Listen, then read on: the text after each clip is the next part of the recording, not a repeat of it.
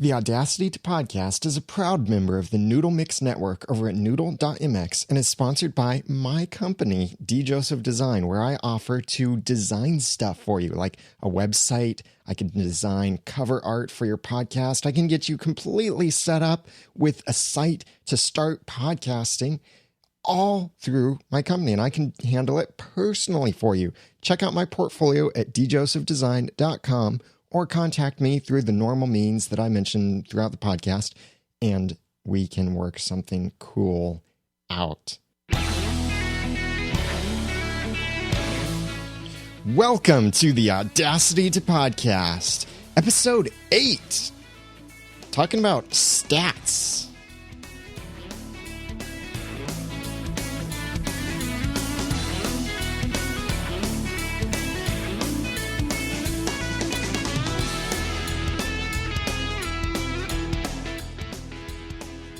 Thank you for coming back to another great episode of the Audacity to Podcast. I'm your host, Daniel Lewis, also known as the Ramen Noodle in many circles. And the reason why I'm known as the Ramen Noodle is because that's what I am. I'm the Ramen Noodle. But in this podcast, I'm Daniel. But also check out my other podcast over at theRamenNoodle.com. It's a comedy podcast about life as a life amateur.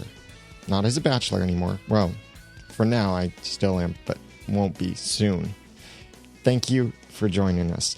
I want to talk about something today that I have heard very few podcasters accurately explain.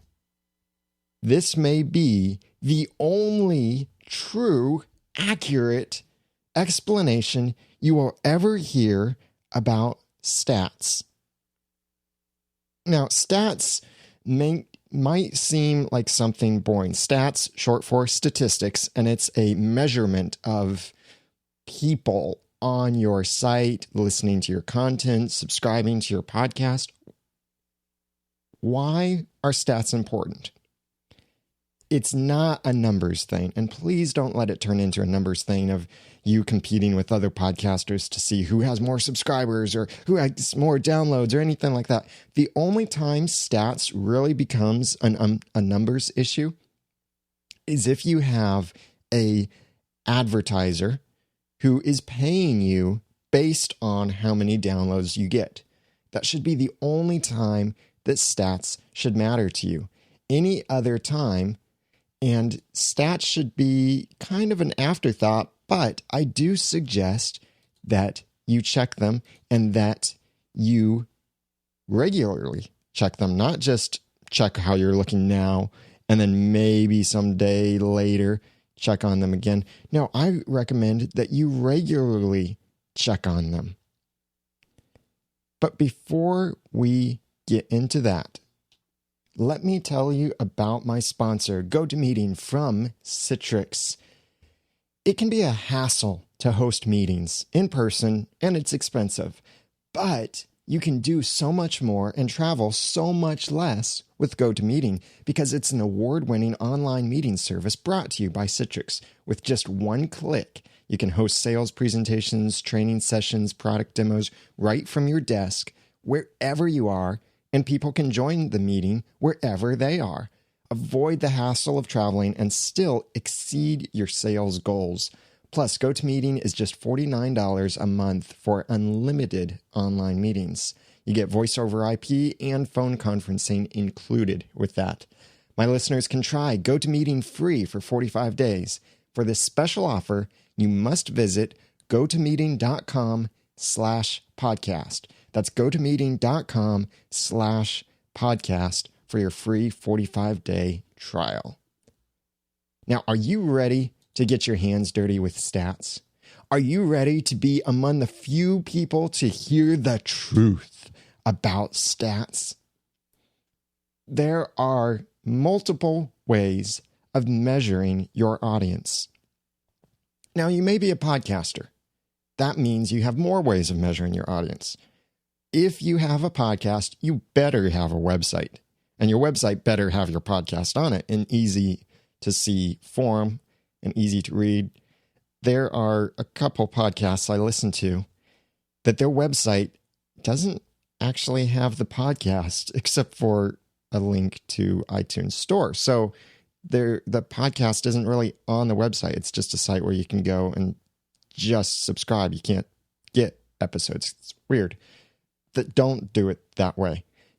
But you have a website, so you need to know different kind of stats about your audience. First of all, anyone who has a website can get stats on their visitors. This is the number of people that come to your website. Please don't use the term hits.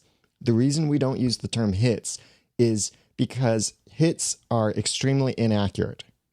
A hit on your website is considered when an item is downloaded from your site. If you have a website design that has 10 pictures on it and an HTML file, that might be considered 11 hits. Or it might be even considered more if the person has to reload the page or whatever. So don't use the term hits, please. It's very old-fashioned to consider hits. What's more important are visitors, especially unique visitors. How many unique, real people are visiting the site? Those are your site statistics. The two services I recommend for this, and the links for these will be in the show notes over at theaudacitypodcast.com/8, the number 8. The stats that I suggest you use, two different ones. You can use them both at the same time or use them separately, just one or the other. Definitely Google Analytics.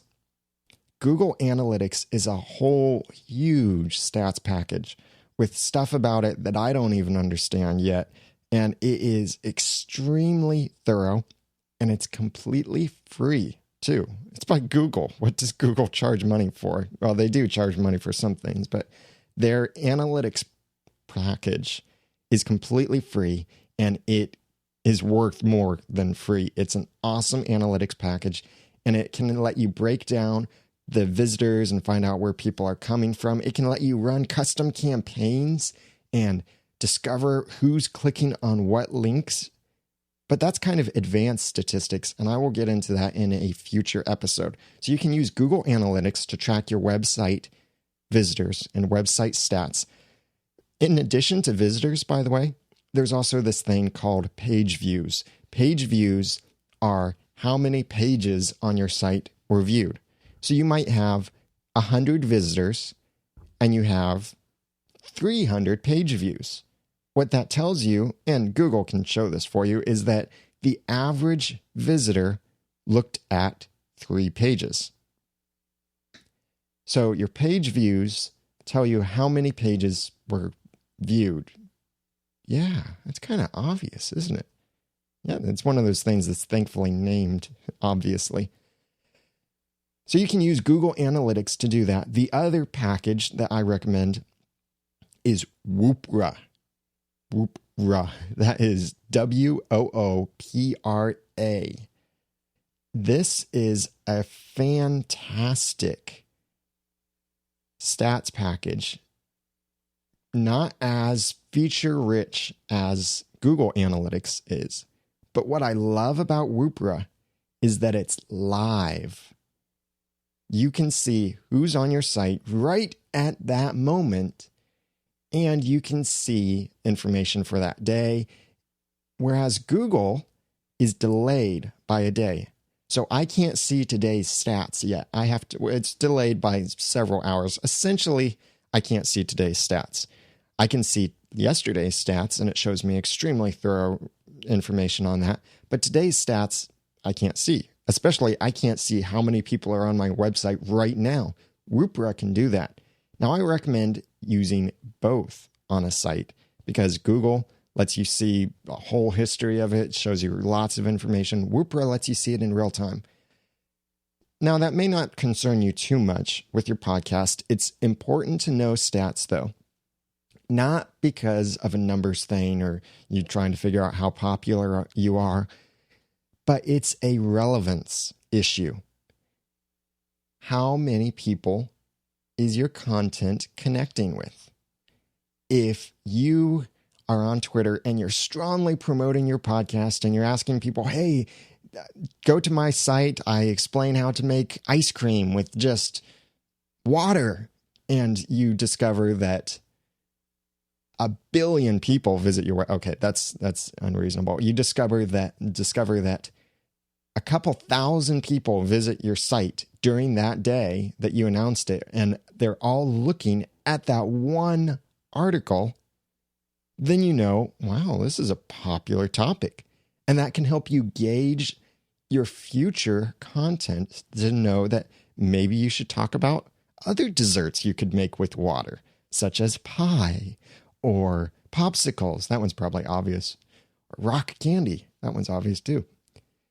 So it's important to know your stats, to know what is popular on your site, and to get a better grasp of what is bringing people to your site so you can produce content that the people, that your audience wants to read and hear. So those are website stats. There are plenty of other stats services out there, but those are the two I recommend: Google Analytics and Whoopra. The links to these will be in the show notes over at theaudacitypodcast.com/8. Now let me talk about the difference between different kinds of podcast stats. This is where there is a lot of confusion. And so far, I'm the only person that I know of who is going to offer you a true explanation of Feedburner statistics. A lot of people misunderstand Feedburner. It's kind of the misunderstood cousin or brother, or someone in the family that needs to stick around and is very useful, but people just misunderstand it a whole lot. Feedburner is definitely an important service to use for your subscriptions, for iTunes, for just any way that you're going to distribute your podcast, any form, any location. You should be using Feedburner for multiple reasons. I'll go into those later. But one of those reasons are stats. Now, I hear a lot of podcasters say, oh, don't trust Feedburner's stats. Feedburner's stats are useless. They're completely inaccurate. No, they are extremely accurate. You just have to understand Feedburner stats. So are you ready to hear the truth about Feedburner? This might be the only chance you get to hear it, and you will hear it, perhaps, only here. Yeah, in the chat room. John Wilkerson from JesusGeek.info is like, no way.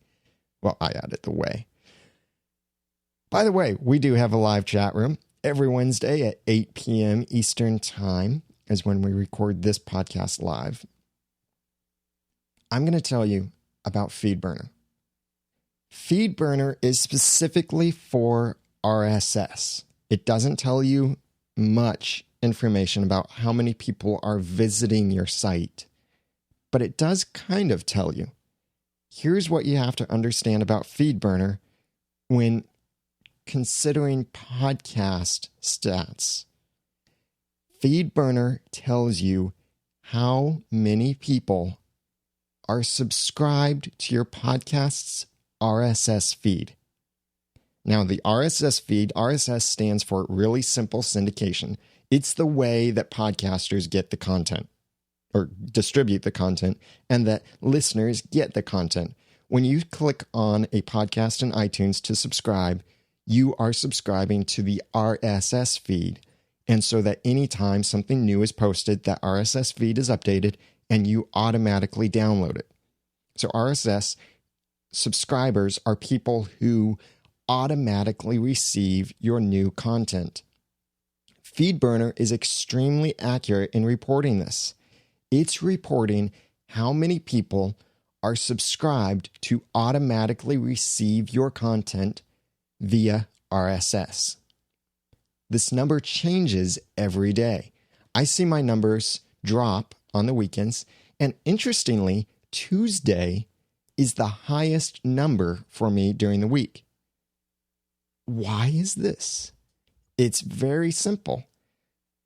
RSS programs or aggregators like iTunes or Google Reader or Feedburner or all of these other programs, Zune, if any way that you're subscribed to a podcast, it's aggregating the RSS feed. It's checking it.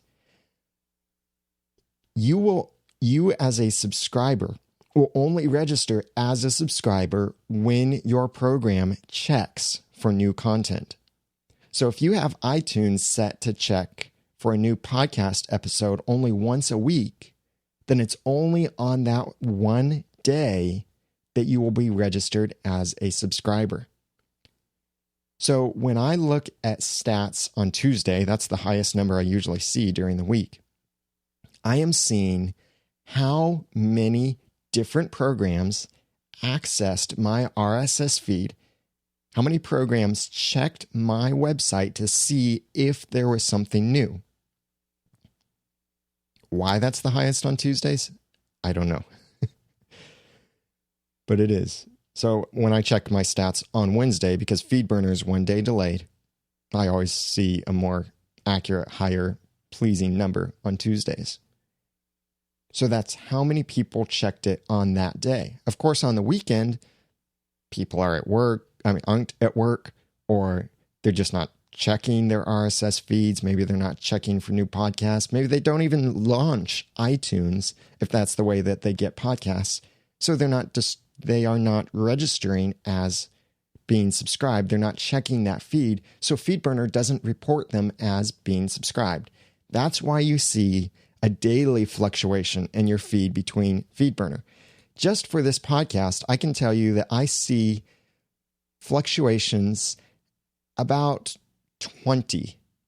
It changes by about 20 each day for this podcast, the Audacity podcast. Like I said, Tuesdays are my highest days, and then it will normally drop by maybe 10 the next day, 10 the next day, 10 the next day.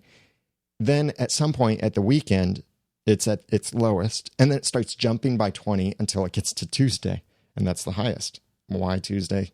I don't know. So Feedburner tells you how many people automatically get your content, are checking your site. Now, that doesn't necessarily mean that's the most number of subscribers. What if Bob has his computer set to check for podcasts only on Monday? Susie has her computer set to check for podcasts only on Tuesday. And Alan has his computer set to check for podcasts on Saturday. Those are 3 subscribers, but they're all checking on different days.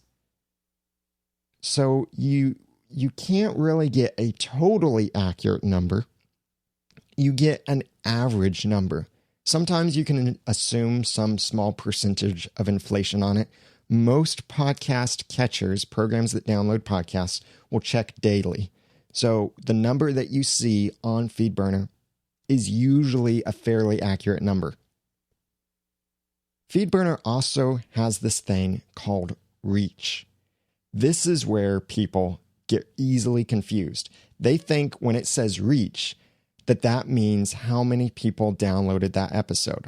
I'm looking at statistics right now for the Audacity podcast, and I'll be honest with you, my reach, I'm seeing 0, 3, 2, 6, 5, 1, maybe a 10.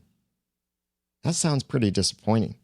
Is that how many people are listening to my podcast? Is that how many people are downloading my podcast? No, not at all. The reach is how many people click on something from my RSS feed.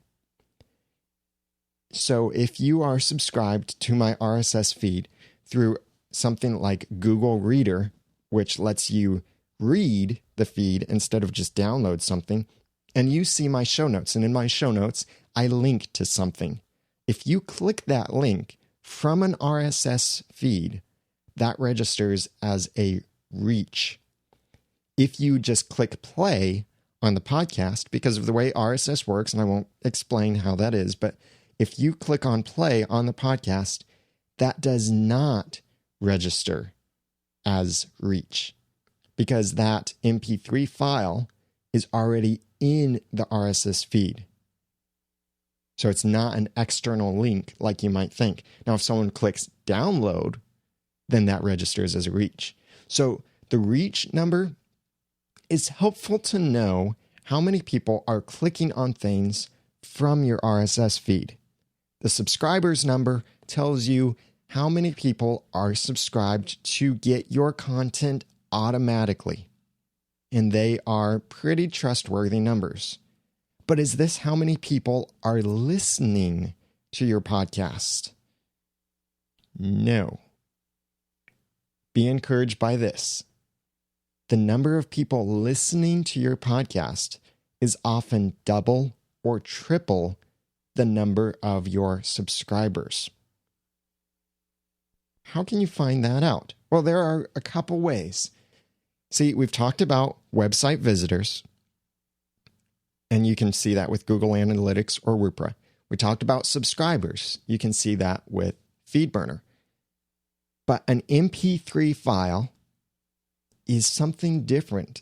Yes, Google can tell you how many people click to download that file from your site, but then that's just people who are clicking to download.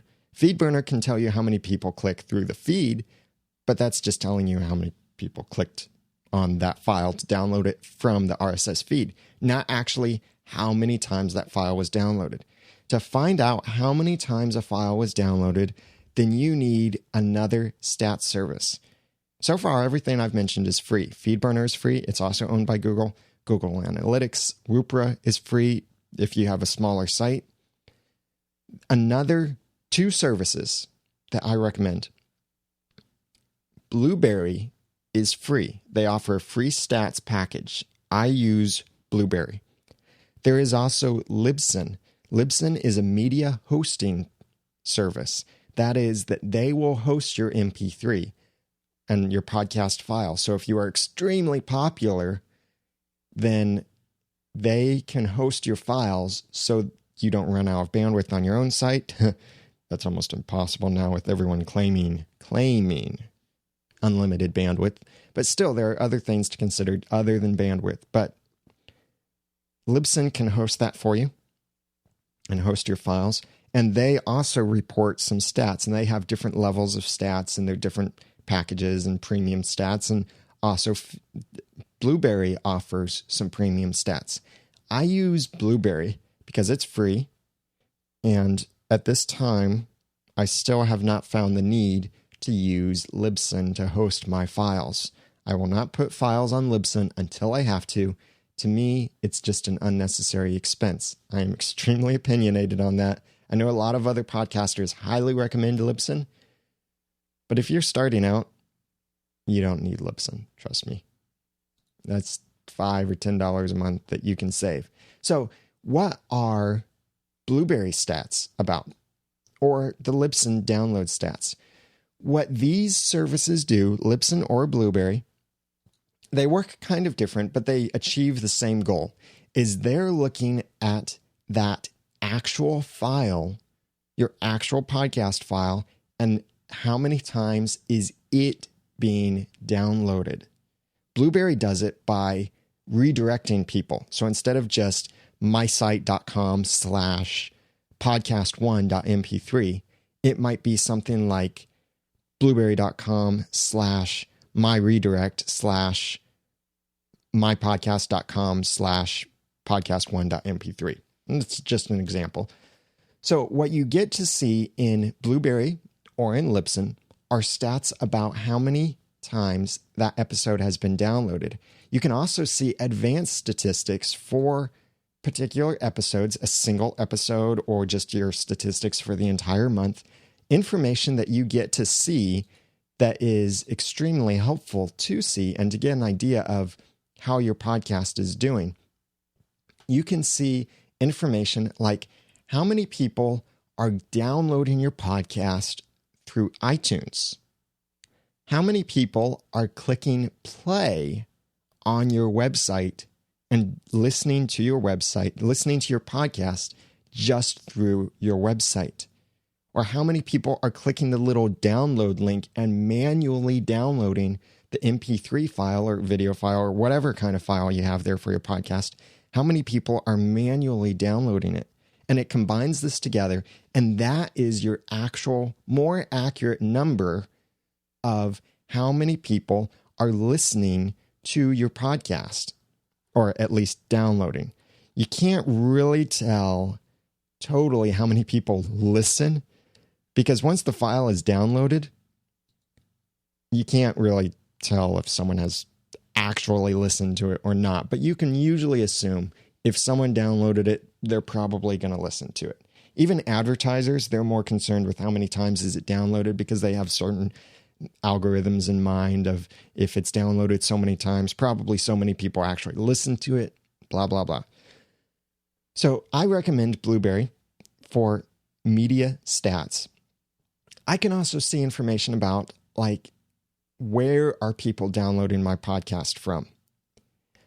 The difference in number is that stats on Blueberry are much more accurate as to how many people have downloaded my podcast, whereas stats on Feedburner are about how many people are subscribed to automatically get my podcast, and stats on Google Analytics or Woopra are how many people are visiting my website.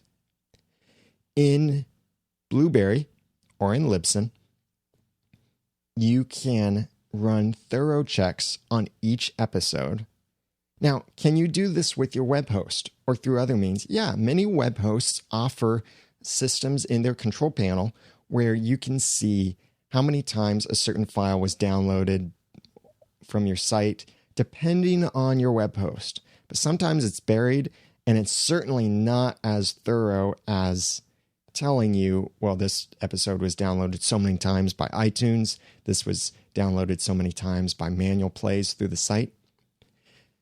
The difference in numbers between your subscribers and how many people are downloading the episode. I've seen differences of 2 to 3 times the number of subscribers. I've heard many other people report similar numbers, that they might have, for example, they might have 100 subscribers through Feedburner, but each episode is being downloaded 300 times. Those are the stats that they're seeing in Blueberry or Libsyn. That's because RSS is not the only way that people get your content. Not everyone understands RSS. Not everyone understands how to subscribe to a podcast. Hopefully you make it pretty easy and give them enough options for how they can subscribe to your podcast. But you know, a very popular way of listening to podcast content is going to your website and clicking play. It is very important that you have that as an option on your site. It's very easy to do that with WordPress. You can use a plugin like Blueberry PowerPress, which I highly recommend. And you don't have to use Blueberry Stats to use Blueberry PowerPress. But I use them both anyway. There was a plugin called PodPress, and it has been recently resurrected. But it was great in its day, but it's old now. I like Blueberry better. I'll give you an idea of the different types of information that I see when I look at my stats. Now, I don't look at it to this much detail very often, but I'm looking at a recent episode of The Ramen Noodle from theramennoodle.com, and I get to see, I just released that episode, and it's now August. Well, it's been August for a little while. I'm looking at iTunes is definitely my biggest downloader. My second biggest downloader, Firefox. That means people are visiting my site with Firefox and clicking play. Third biggest client is iPhone. People are going to my site on their iPhone and clicking play? No, because those players are still Flash. iPhone and iPad doesn't have Flash. The way they are listening is they're clicking the download button instead of playing through the player, because the Flash player doesn't work on an iPhone or iPad or anything like that. Or I can just look at an overall total and see that podcatchers like iTunes or Zune or Windows Media Player, is a certain number, and that's always the highest.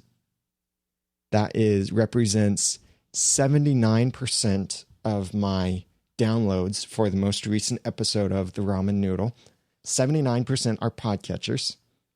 13% are web browsers. Now, you may find different stats on that. You may find that your web browser stats could be something like 50%. What does that mean? How do you interpret that? That means a lot of people are visiting your site and clicking play. How are they getting to your site? Could be Google searches. It could be a lot of people that like your content, just don't understand podcasting or don't understand how to subscribe to a podcast.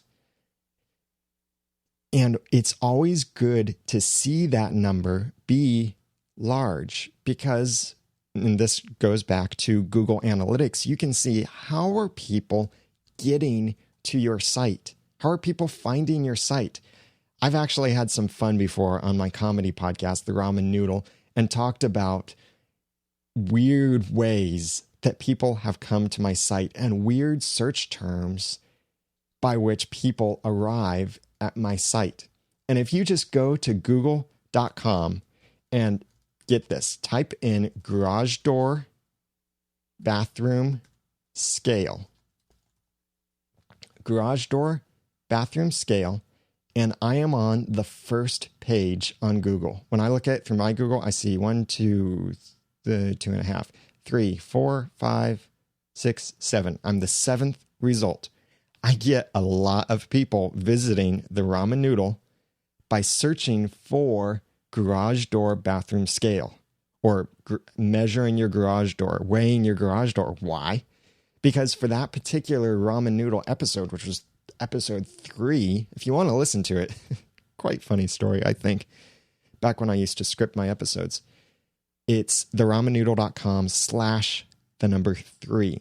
And you can listen to that. That's when I used to completely script my episodes. And because my episodes were completely scripted, I would post the entire script on the website.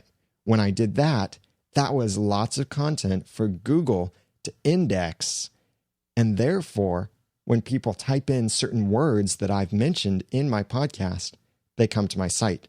It's really important that you have good show notes so that people are finding your site automatically through search terms. My other podcast, Are You Just Watching at areyoujustwatching.com, is about critical thinking for the entertained Christian.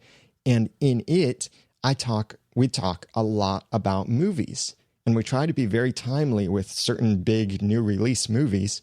So what I often see is that people are visiting our site by typing that in that movie's name and often typing in Bible or Scripture or Christian along with that movie's name.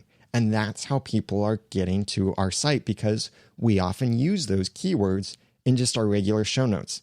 That doesn't mean you have to completely script your show notes. I'll talk about show notes in a completely different episode and give you tips on how to make good show notes.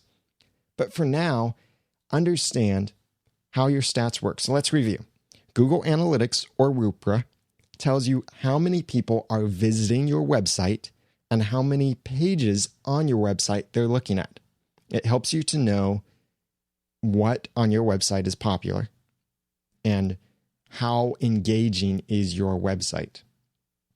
Feedburner tells you how many people are subscribed to automatically receive content from your podcast through whatever means. The most popular is iTunes. It also tells you how many people, the reach number tells you how many people click from your RSS feed through to your website or to something else you've linked to in the RSS feed. Then services like Blueberry or Libsyn tell you statistics on your individual podcast episodes. How many times was it downloaded and how was it downloaded? Through iTunes, through Zune, through Windows Media Player, through web browser, through a phone, anything like that. The combinations of those 3 stats give you a much better picture on how your podcast is doing, but more importantly, what content is the most relevant to your audience. And you will probably enjoy finding out that when you mention a certain thing or mention certain keywords, it gets much more popular. I remember an early episode I did of the Ramen Noodle where I talked about Cincinnati. And because it was a podcast episode and it was about Cincinnati and it had Cincinnati in the title several times, it got a lot of downloads because people were probably looking for Cincinnati podcast or whatever content was in that episode. So it gave me an idea that, in the future, if I mention Cincinnati, I might get more podcast listeners. Now, don't try to work the system. The most important thing is that you need to provide content that is relevant to your audience. But you might discover that, like my friend Cliff Ravenscraft over at gspn.tv and the podcast Answer Man, and one of my great inspirations, I definitely recommend you check him out. He has a podcast about Lost.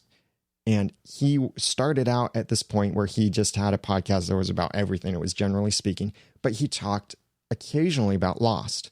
Now, if he paid attention to his stats then, he would see that those times that he talked about Lost were extremely popular. But already many of his listeners were contacting him and saying, you should do a podcast just about Lost. So he had that benefit of hearing from his listeners. And so that inspired him to launch his dedicated Lost podcast, which he did, and it had great success. So that's an explanation, an overview of stats. This is all in response to an email that I didn't read. But I'll read this email here because this person is the one that asked me to give this information. This is from Robert from the It's Just Us podcast over at itsjustuscast.com. Dear Mr. Noodle, how can I get accurate stats from Feedburner and Blueberry's PowerPress plugin? What's the difference between subscribers, downloads, and reach? And should I care about any of that? Thanks, Robert, from It's Just Us podcast. So there you go, Robert. I answered your question. And check out itsjustuscast.com for the It's Just Us podcast.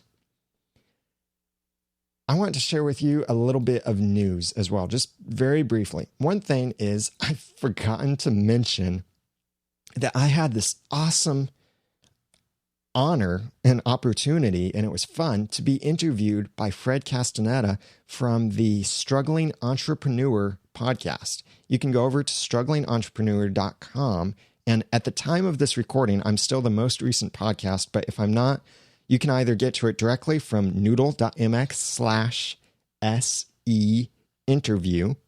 SE stands for Struggling Entrepreneur, or just check the show notes at theaudacitytopodcast.com/8. And you'll see the link there to the Struggling Entrepreneur interview. It was a great interview. He asked me questions about like what were some of my struggles when I started out freelancing. Now, the focus there is being an entrepreneur. So it's about the podcast and about my freelance business, D. Joseph Design, and my freelance web design and what kind of services I offer and what have been my struggles through it. I also have some sad news to share. Well, it's sad to me.